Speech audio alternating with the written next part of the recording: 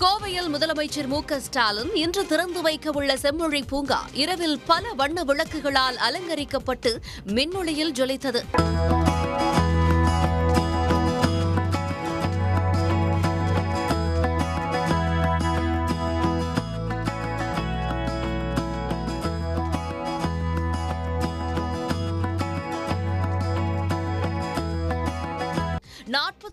Acre பரப்பளவில் சுமார் 208 கோடி ரூபாய் மதிப்பீட்டில் செம்மொழி பூங்கா பிரம்மாண்டமாக அமைக்கப்பட்டுள்ளது.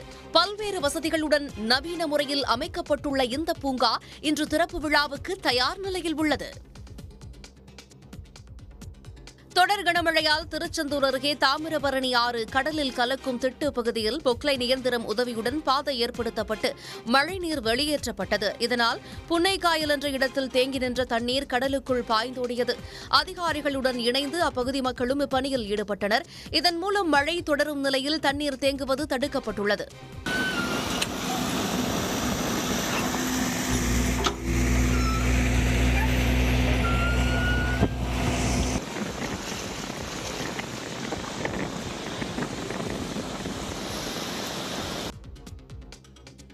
ராமநாதபுரம் மாவட்டம் பாமனில் கடல் சீற்றத்தால் கடலில் மூழ்கிய நாட்டுப் படகை மீட்கும் பணியில் மீனவர்கள் 2வது நாளாக ஈடுபட்டனர்.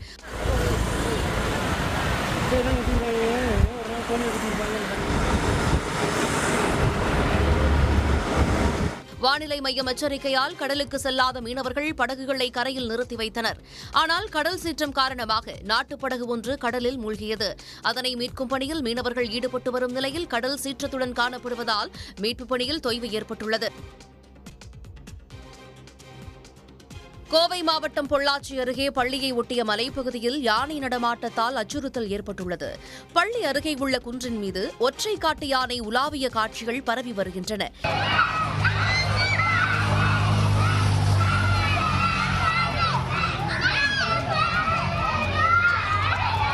யானையை பார்த்த பள்ளி மாணவர்கள் உற்சாகமடைந்தனர். இருப்பினும் யானை நடமாட்டத்தை கண்காணித்து வனப்பகுதிக்குள் விரட்ட கோரிக்கை எழுந்துள்ளது. நெல்லை மாவட்டம் அகஸ்தியர் மற்றும் மணிமுத்தாறு அருவிகளில் நீர்வரத்து அதிகரித்துள்ளதால் சுற்றுலாப் பயணிகள் குளிக்க தடை விதிக்கப்பட்டுள்ளது. நெல்லை மாவட்டத்தில் மலைப்பகுதிகளான காக்காட்சி, நாலுமுக்கு, ஊத்து உள்ளிட்ட பகுதிகளில் அதிக அளவில் மழை பெய்தது. நீர்வரத்து அதிகமானதால் அகஸ்தியர் அருவியில் 2வது நாளாக பொதுமக்கள் குளிக்க தடை விதிக்கப்பட்டுள்ளது. அதேபோல் காட்டாற்று வெள்ளம் அதிக அளவில் வருவதால் மணிமுத்தாறு அருவியில் 6வது நாளாக குளிக்க தடை விதிக்கப்பட்டுள்ளது.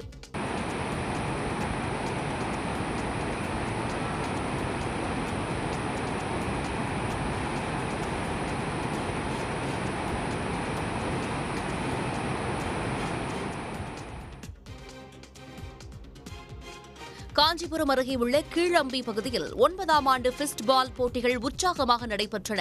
தமிழ்நாடு முழுவதும் இருந்து 20க்கும் மேற்பட்ட ஆடவர், மகளிர் அணிகள் பங்கேற்று விளையாடின. தொடரின் இறுதி ஆட்டம் விறுவிறுப்பாக நடைபெற்ற நிலையில் வெற்றி பெற்ற அணிகளுக்கு கோப்பைகள் வழங்கப்பட்டன.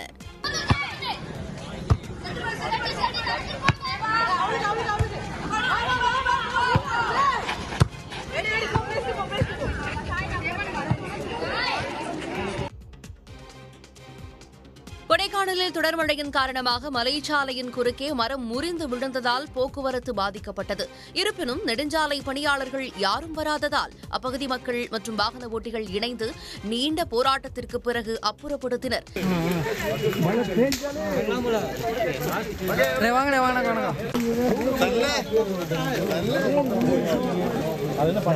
மரம் விழுந்த விபத்தால் சாலையின் இரு பகுதிகளிலும் நீண்ட தூரத்திற்கு 1 மணி நேரத்திற்கு மேலாக வாகனங்கள் அணிவகுத்து நின்றன. நெல்லை பாளையங்கோட்டையில் உள்ள தூய சவேரியார் பேராலயத்தின் ஆண்டு திருவிழா கொடியேற்றத்துடன் உற்சாகமாக தொடங்கியது. இந்த கொடியேற்ற நிகழ்ச்சியில் நெல்லை மட்டுமின்றி அண்டை மாவட்டங்களில் இருந்தும் ஏராளமானோர் பங்கேற்று இறை வழிபாட்டில் ஈடுபட்டனர்.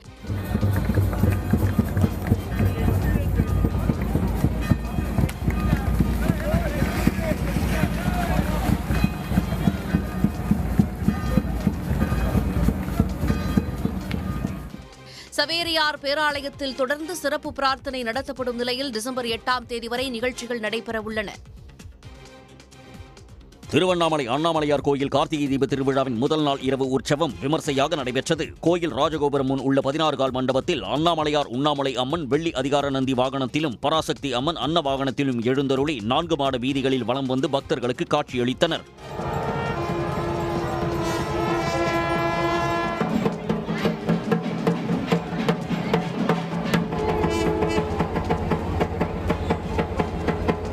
இதனையொட்டி கோயில் முழுக்க வண்ண விளக்குகளால் அலங்கரிக்கப்பட்டிருந்தது.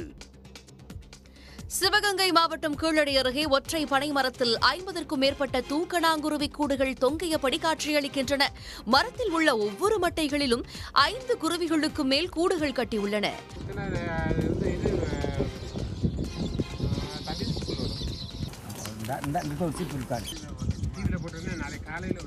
கொந்தகை பாட்டம் வழியாக செல்லும் வாகன ஓட்டிகள் பொதுமக்கள் பலரும் நின்று தூக்கணாங்குருவிகள் குருவிக்கூடுகளை கண்டு ரசித்தனர்.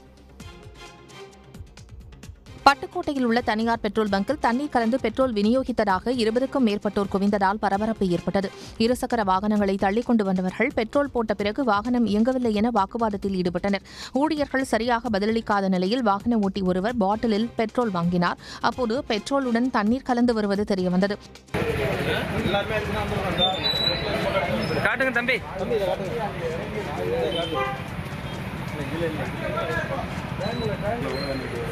இதையடுத்து வாகனங்களில் ஏற்பட்ட பழுதை சரி செய்வதாக பெட்ரோல் பங்க் நிர்வாகம் உறுதியளித்ததை அடுத்து வாகன ஓட்டிகள் அங்கிருந்து கலைந்து சென்றனர். ஆந்திர மாநிலம் திருச்சானூர் பத்மாவதி தாயார் கோயிலில் பிரம்மோற்சவத்தின் கடைசி வாகன சேவையான அஸ்வ வாகன சேவை விமர்சையாக நடந்தது. கடந்த 16ஆம் தேதி கொடியேற்றத்துடன் தொடங்கிய பிரம்மோற்சவத்தின் ஒவ்வொரு நாளும் ஒவ்வொரு வாகன சேவை நடைபெற்று வந்தது. இதன் கடைசி வாகன சேவையான நேற்று அஸ்வ வாகனத்தில் எழுந்தருளி 4 மாட வீதியில் பத்மாவதி தாயார் உலா வந்தார்.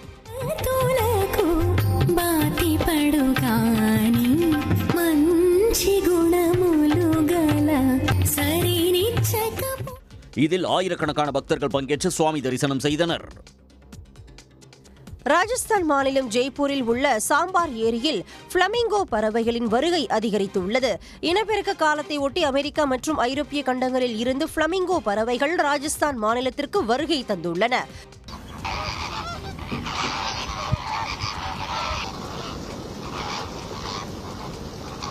சாம்பார் ஏரியை முகாமிட்டுள்ள இளஞ்சிவப்பு நிறத்திலான பிளமிங்கோ பறவைகளை அப்பகுதி மக்கள் ஆச்சரியத்துடன் கண்டு ரசித்து வருகின்றனர். உத்தரப்பிரதேச மாநிலம் வாரணாசியில் வெளிநாட்டு சுற்றுலா பயணியின் இசைக்கு உள்ளூர் முதியவர் ஒருவர் நடனமாடிய காட்சிகள் இணையத்தை ஆக்கிரமித்துள்ளன. ஆற்றின் கரையில் அமர்ந்து வெளிநாட்டு சுற்றுலா பயணி கிட்டார் வாசித்து வீடியோ பதிவு செய்துள்ளார். அப்போது பின்னால் வந்த ஒருவர் வளைவு நெளிவுடன் நடனமாடி கலகலப்பாக்கினார். Eu vim pra aprender. Pode vir. Ixi, que beleza!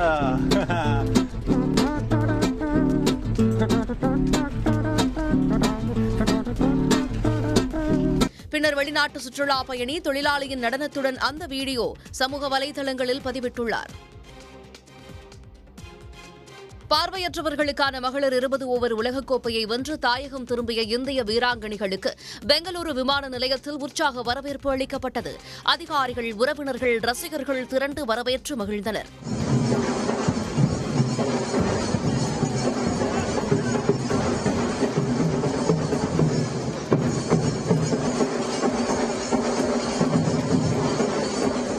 பார்வையற்றவர்களுக்கான முதலாவது 20 ஓவர் உலகக்கோப்பை தொடரில் கொழும்பில் நடந்த இறுதி ஆட்டத்தில் நேபாளத்தை வீழ்த்தி இந்திய மகளிர் அணி சாதனை படைத்தது.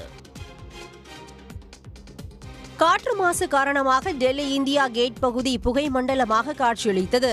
இப்பகுதியில் காற்றின் தரம் மிகவும் மோசமாக உள்ளதாக ஒன்றிய மாசு கட்டுப்பாட்டு வாரியம் தெரிவித்துள்ளது.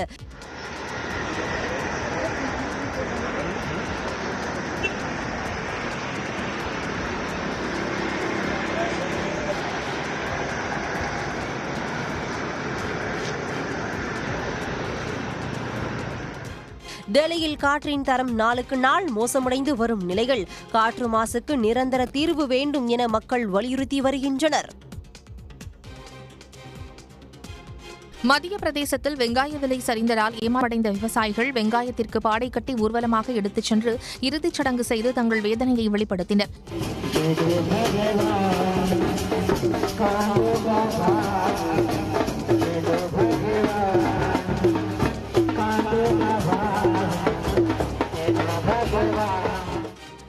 மாவட்டத்தில் வெங்காயத்தின் விலை கிலோ ₹2 சரிந்ததால் விவசாயிகள் கவலையடைந்துள்ளனர். வெங்காய ஏற்றுமதிக்கு ஒன்றிய அரசு விதித்துள்ள வரியை நீக்க வேண்டும் என்றும் விவசாயிகள் வலியுறுத்தியுள்ளனர்.